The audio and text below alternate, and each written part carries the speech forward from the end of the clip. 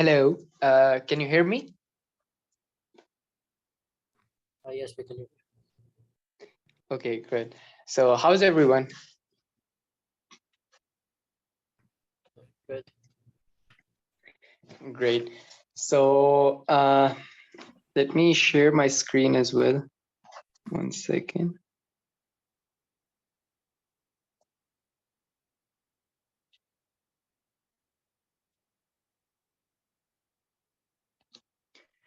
Okay, so you can see my screen, right? Yeah. Okay, perfect.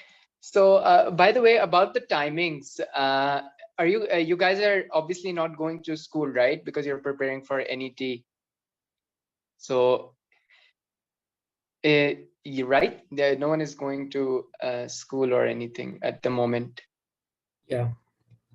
Okay, great. So I was thinking that if you're all comfortable, if it's possible for you all to even wake up around 9 a.m. So like we can basically have the class at 9 a.m. in the morning. Does that sound? Does that work for you? Yeah, I don't mind. Right. That is not possible for me.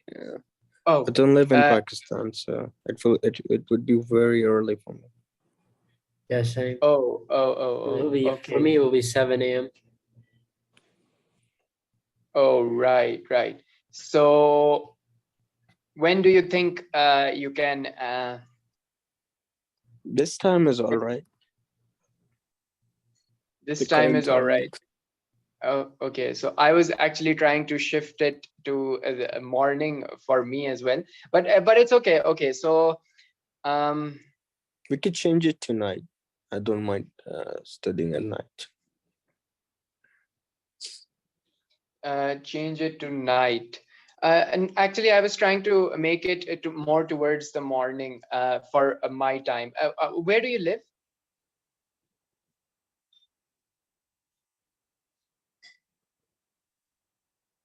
What timings are you following?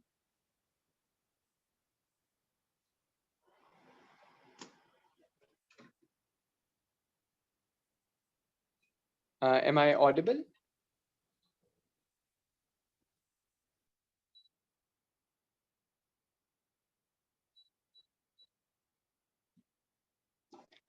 You can hear me, or did the connection drop? Let me check.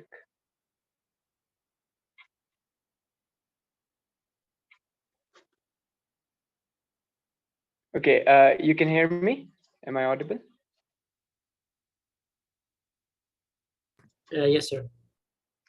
Okay. Okay, so I guess we'll discuss this timing thing. Okay, so is there any question from the last class that we did? Yes, sir. Yeah, of course. Go ahead. Okay, so we have 20 topics, and how many days do we have? 15? 40? Yeah, I think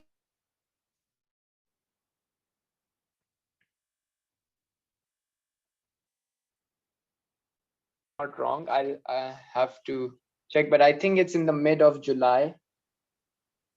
The NET? It's not in the middle of July. My exam is on 2nd of July. Okay, so it's in the beginning, right? So it's in the beginning of July. Okay, so we'll have to pick up the pace, and I guess we'll spend less time on theory and we'll try more towards problem solving, because what I'll do is I'll make the problem solving session so you can cover most of the theory in the problems as well, right? So we'll pick up the pace, and if anyone has any problem, like maybe it's too fast for someone, we can you can let me know. So so I guess we'll just continue right now so that we can start picking up the pace. Is there any question from this thing as well, from what we did last time in the class? Is your question answered, like, or do you want to add something more to it? No, it's okay. I was going to ask about the recordings, but it can wait. Right. Yeah. So the recordings, I'm sure that they will be shared with you. I think you can personally drop me a message on WhatsApp with your email, right? Okay. So just do that, and I'll get back to you. Okay. So any question from what we did last time in the class?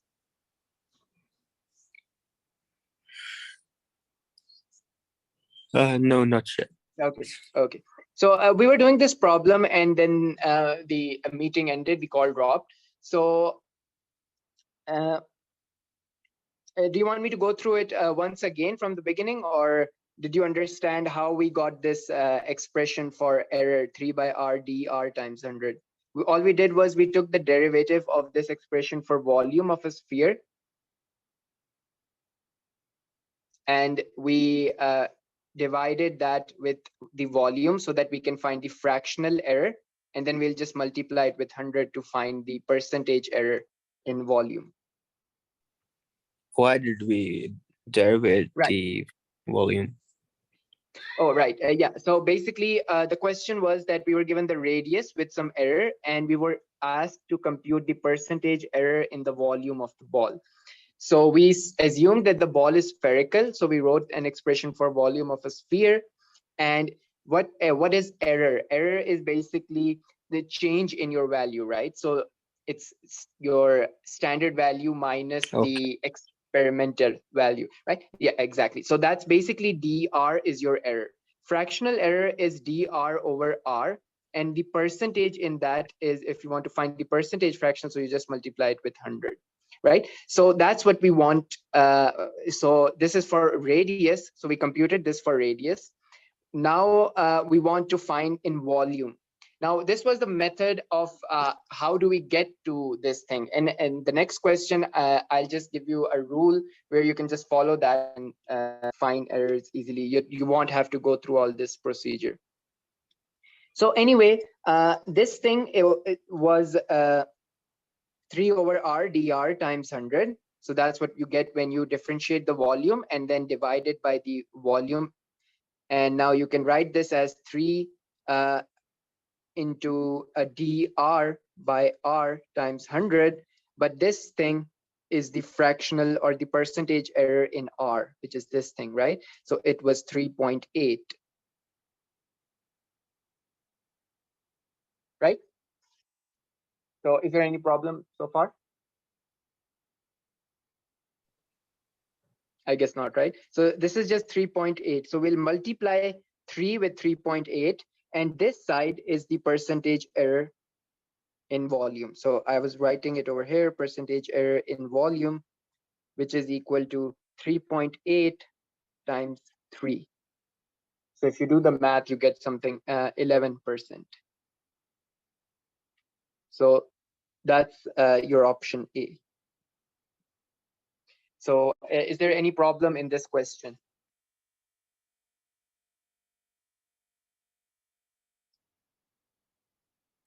No, it's fine.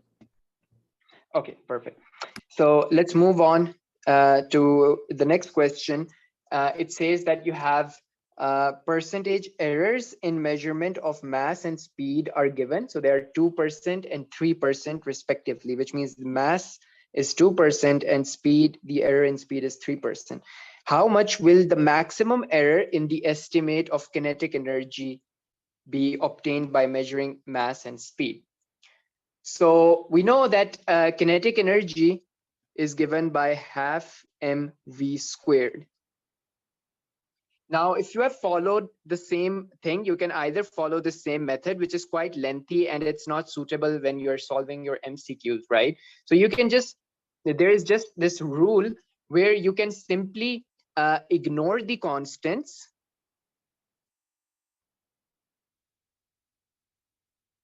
You can ignore the constants and convert your plus or minus into, you will convert your multiplication or division into sum, right? And if you have, if any quantity has a power, so you'll just bring the power down, which just means that you will take that power as a multiplication. So I'll just write bring the power down. So I'll tell you what I mean. What I mean is, now if I have to find the error, so this is the expression for kinetic energy, right? Half mv squared. So let's find the percentage error in kinetic energy. It will be, if I follow these steps, so I'll ignore the constants, and I'll have, you have mass and you have v. We are given percentage errors in both of them. So the percentage error in mass is 2% and percentage error in velocity is 3%. Now, just in place of the value of m, we'll put the percentage error of m, and we'll just drop this constant, which is 1/2. So we'll just drop it. In place of v, we'll put 3%, which is the error in velocity. So we'll just add them, right? So there was this, they were being multiplied. So we just converted them to sum. And then we have v to the power 2. So bring the power down. So we'll just bring this power down, which will become 2 multiplied by, what is the error in v? That's 3%. So that's 3. So that gives you a percentage error of 8%. Right? So that's the percentage error in kinetic energy, which is option C, and that's your correct option. So is there any problem in this question?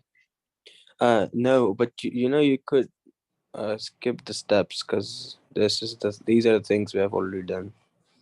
Like, right, so you exactly, so could that's what I speed want through you it. to let me, yeah, so that's exactly, so that's what I want you to let me know. So yeah, let me know if I'm going very slowly, doing lots of things. So okay, that's great. Okay, so then we have, this is a similar question.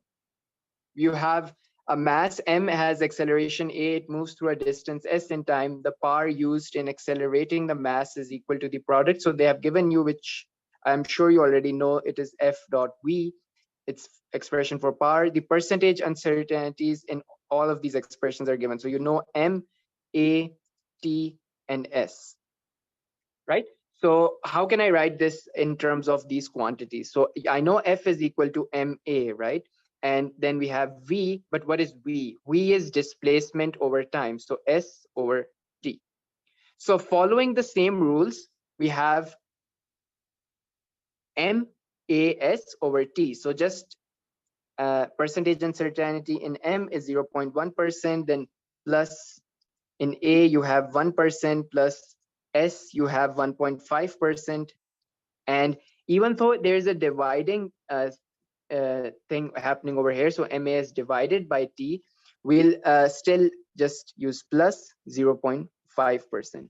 So this gives you 3.1%. So everything is clear, right? Simple. The same thing as we did in the previous problem. The only thing was to expand Yes. f in terms of ma and v in terms of s and t. So with that, we can move on to the next problem, which is in the expressions below, a is acceleration, f is force, m is mass, t is time, v is velocity. Which expression represents energy? So using, we'll use dimensional analysis for this, right? So that we can verify which is the correct expression. So we know that a is meters per second. We know that f is newtons. We also know that m is kilograms, and we know t is seconds, with v is meters per second. So these are the units. Now we know E is defined as what? You can write it as force times the distance, right? So what are the units for E? This means that the units for E are the units of force multiplied units of distance. So we have newtons, and the units for distance is meters. So Newton meter, right? So you can see, if you look at these expressions, nothing will give you a new, I mean, if you look at this, for example, 2mv over t, you cannot get Newton meters from this, because m is kilograms, v is meters per second, and this is So we are not getting Newton meter. Even from this expression, you're not getting Newton meters. Yeah, So see. what you can do is you can put all the units in these options and you can check, or you can just use a little bit of common sense and see where you can get Newton meters or not. It's if I look at this expression F V T, what are the units? F is Newton, V is meters per second, and T is into seconds. So this goes away and you're left with Newton meters. So the correct option is option C. Any question? No. Right. Okay, I have one So question. yeah. Yeah, so there are many formulas for energy, right? But Yeah, infinity, exactly. right? So we'll use a general formula, which is force into distance. Yeah, exactly. All of your formulas, they have the same dimensions, right? So whether it be E equals mc squared, whether it be E equals force times distance or whatever, the dimensions of energy will always be the same. Right. I just get that in my mind. Right. Perfect. So okay, so we can move now to the next problem, which is, well, this is exactly the same problem, so I'll just go through it very quickly. We have resistance R of an unknown resistor. It is found by measuring the potential difference. So they're just telling you the expression for R in this problem, which is V over I. We have 3% uncertainty in voltmeter, and we have 2% uncertainty in ammeter. So what does ammeter measure? Ammeter gives you the value of current, and voltmeter gives you the value of voltage. So what is the uncertainty in the calculated resistance? So to find the uncertainty, I'll just put the percentage error in V plus percentage error in I, right? So percentage error in V is 3%, and in I it's 2, so we have 5%. So that's your correct option, B. So I don't think that you would have any problem in this one, right? Clear. Okay, so final question is, which one of the following is not regarded as a fundamental quantity in physics? We have weight, mass, length, and time. This is very obvious, right? Because if you know what are your base quantities, those are the fundamental quantities. Basically, mass, length, and time. These are your fundamental quantities. Whatever I make out of these quantities is not a fundamental quantity. So you can make weight out of these quantities. So weight is not a fundamental quantity. Is that clear? Because weight is made up of Yes. mass and g, but g is made up of velocity and time, and then velocity is made up of length and time as well, right? So okay, so we're done with first chapter, which was of measurements. Let's start with vectors and equilibrium. So if there are things that you that the entire class agrees that they understand. Okay, 1 second, we're having technical problem. Just give me a second.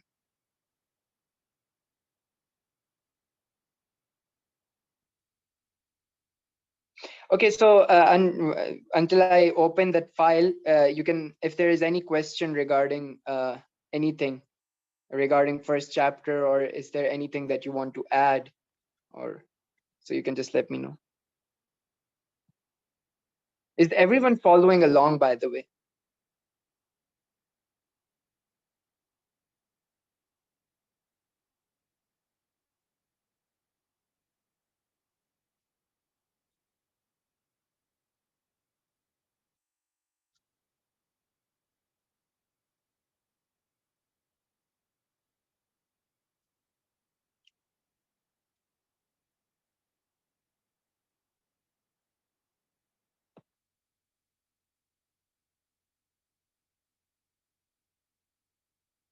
All right, so let me just share this. Sorry, what do you mean by everybody is following?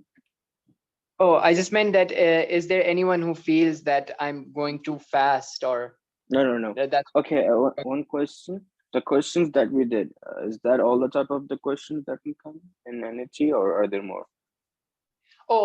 mainly these are the types, but again, we have Friday specifically reserved for doing questions entirely. So we'll be doing different types of questions on Friday as well. So yeah, we'll be doing questions. So for example, how much of this chapter, next chapter we'll finish, we'll also be including questions from this one, right? Okay. So Friday is entirely for questions. Okay, so let me share.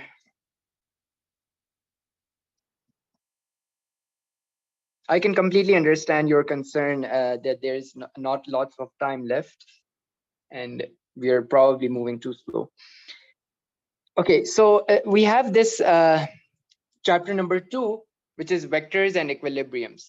So we'll go through the basic things very quickly. We know we have defined physical quantities. Anything that we can write the laws of nature is a physical quantity. Then physical quantities, they are divided into scalar quantities and vector quantities. Very basically, scalar quantities are something that only constitutes of a number, and a number is enough to specify everything about that quantity. So they're non-directional. For example, you have volume, mass, or even work, right? So you don't need a direction to specify mass. But a vector quantity, on the other hand, you need a direction and the strength of the vector as well, or you can say the magnitude of the vector. So for example, you have force. Force is a very good example, because let me just quickly give you an example. If I were to push this object, I say I'm just pushing it with 10 newtons. That information is not enough, because I have to specify where am I pushing it. So where am I applying this force? So if I'm applying the force in this direction, something else happens. The box moves in this direction. If I'm applying the force in this, so the box will move in this direction. So what happens after I apply the force depends on what direction I am applying the force, and hence that means force is a vector quantity, right? Similarly, torque and velocity as well. So that's clear. Then we have scalar algebra. So scalar algebra is pretty simple. They follow simple arithmetic rules. You can plus, add, subtract, multiply, and divide as you do normally, because they're just numbers, they're just constants. However, vector algebra is a bit different. It's a bit special, and so it follows some special rules where the multiplication, especially, it's in terms of if you know matrix multiplication, it's done a bit like that. And division does not work. So you cannot divide vectors. So now we can move on to modulus of a vector. And modulus of a vector represents the magnitude of a vector, right? So it's actually the numerical value of the vector. It will not give you any information about the direction of your vector. So if you want to just extract the scalar part of a vector, you can just find its modulus, which will give you the magnitude of the vector, right? So for example, you have vector A that says 5 newtons to the north, and vector B says -5 newtons to the south, basically, right? So that minus, if +5 is north, then -5 should be to the opposite of north, which is south. Anyways, so in that case, vector A is not equal to vector B, right? So because it constitutes a direction. However, if I were to simply find the magnitude of A, then the magnitude of A would be the scalar number that it has. So it's 5, and this is also 5. So the magnitude of both of these vectors is the same. So that's clear, right? So is there any problem so far? No, it's fine. Right. So, okay, now let's discuss behaviors of our vectors. Now, a vector basically will not change at all if I displace my vector parallel in space. What it means is, so if I have this vector, and you can see these two vectors, right? So they are the same vectors basically. So if I have a vector like this, I can displace it parallelly anywhere, right? So I can put it here, I can put it here. Wherever I put it, the vector is not changing because the arrow still points in the same direction and the length of the vector also does not change. And the other thing is that if I rotate my vector with an angle of 2 pi and I rotate it n times, it would not change it. Because rotating by 2 pi just means that I'm just rotating this vector like this with a complete 360-degree rotations, and it comes back to its same direction. So I can do this n number of times. It would keep on coming back to its same direction, and hence this rotation does not change the vector. So you can say that the rotation of 2 pi n keeps the vector invariant. Now, when does a vector change? A vector will change basically if I were to change the magnitude of this vector. So if the vector was like this and I say, no, I add something else to it, so the magnitude of the vector changes, and hence the vector is not the same as it was before. Or you can, if the vector was pointing like this, you change its direction, you make it point like this or whatever, then the vector changes. And obviously, if both of these changes happen, then the vector will change as well. So is that clear? Yeah. Okay, perfect. Now, quickly, just the angle between a vector, actually two vectors, right? So suppose you have two vectors A and B, their tails and the tails of the vector must be at one mutual point, right? So here we have this is that point and the tails join at this point. Then the angle between these two vectors A and B is given by this angle theta. So that's how you measure the angle between two vectors. And we'll see more about this moving forward. Now we have coordinate systems. We have multiple coordinate systems. One of the coordinate system is known as rectangular coordinate system, which is also called the Cartesian coordinate system, right? Now you can have different types. You can have even there are one-dimensional, two-dimensional, three-dimensional. You can even have a four-dimensional, but that's not the part of your course, right? So in a two-dimensional coordinate system, you have x and y axes, right? And these axes are such that they are perpendicular to each other and they intersect mutually at one point.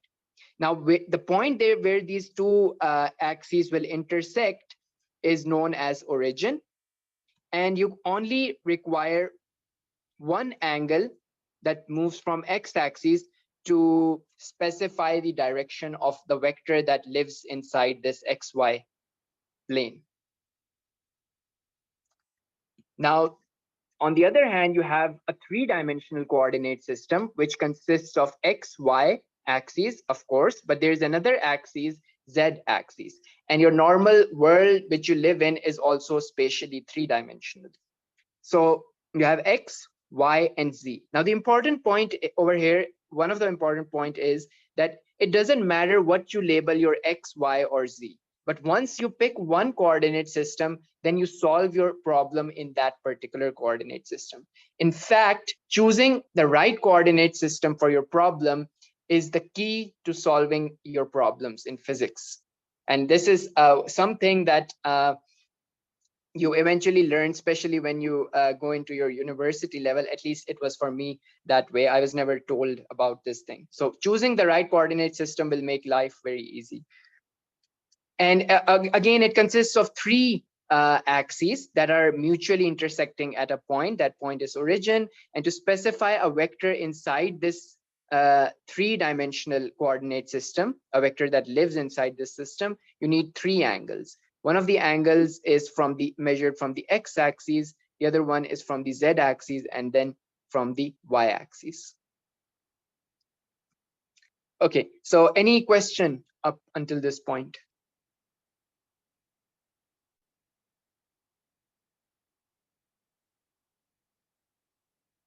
No, sir. No question? Yes, you have a question? No, I don't. Oh, okay. Okay. So we can move forward.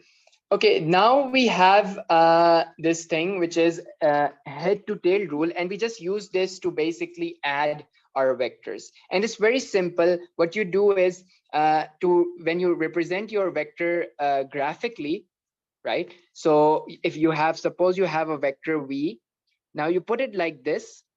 And suppose, so let me just, can I separate them like this? No, I cannot right now. But you have a vector v1 like this, any vector v1, and you have another vector, let's say it's like this, v2, it's over here.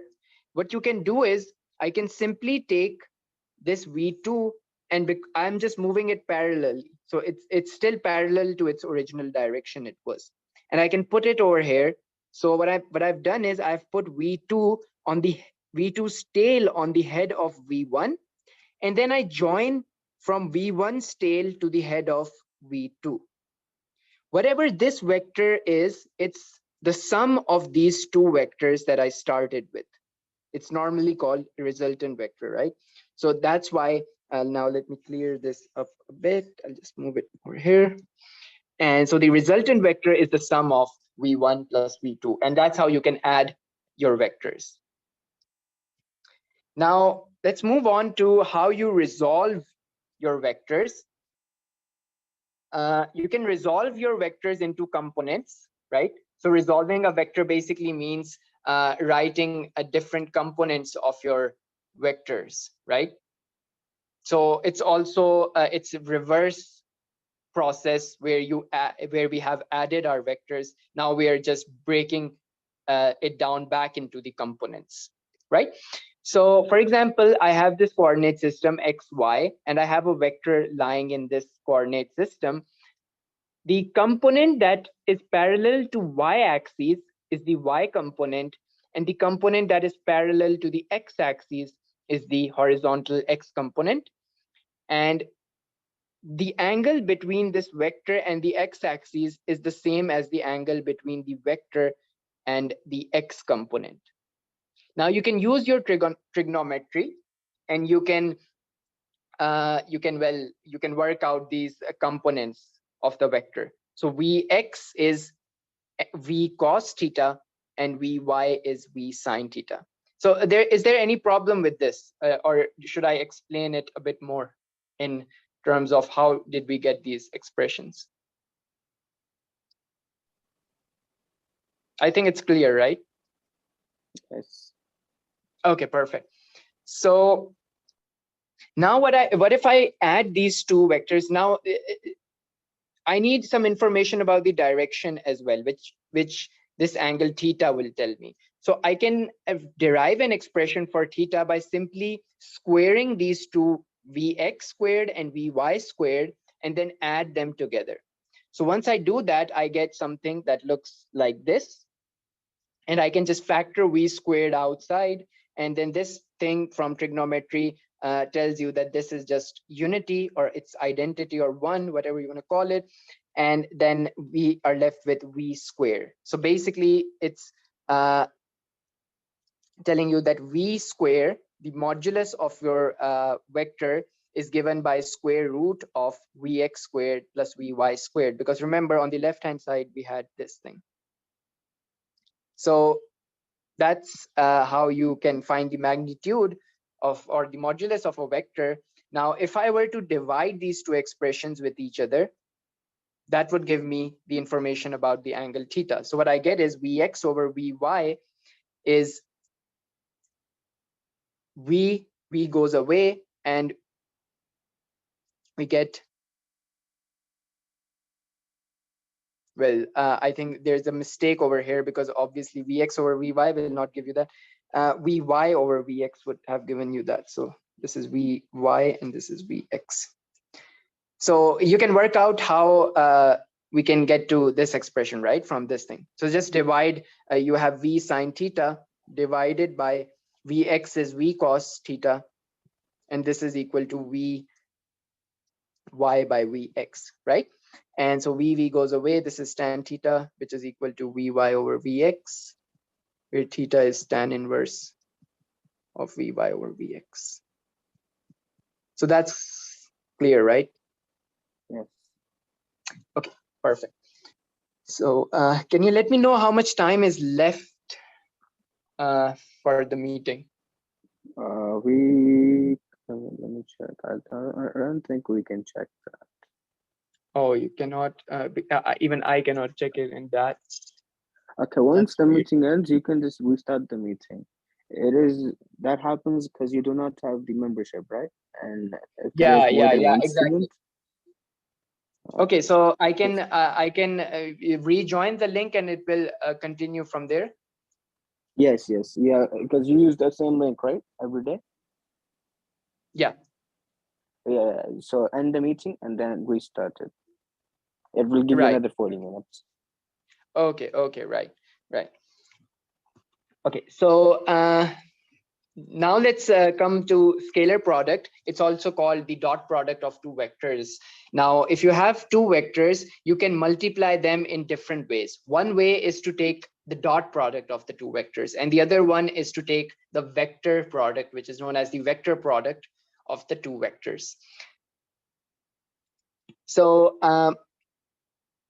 if you have two vectors A and vector B, then the dot product between those two vectors is defined as AB cos theta, where this thing is just